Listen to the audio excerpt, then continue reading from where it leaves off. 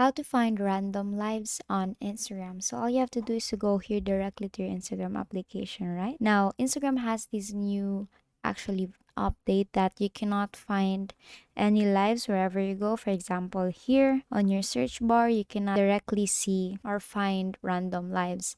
Now, to do that is on the go back to your homepage, and then on the bottom part, you will see plus icon there. Tap on that and then go here to your story section. Here it will lead you to your camera, and then on the bottom part you will see four different options there, such as post, story, reel, and live. Tap on live there, and here just broadcast or create a live right away, and now you're now live, and then just share it to someone.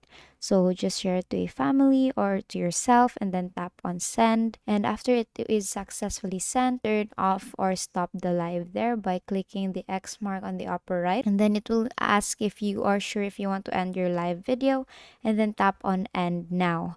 Now, the next thing that you want to do is to discard the live video. Tap on discard there.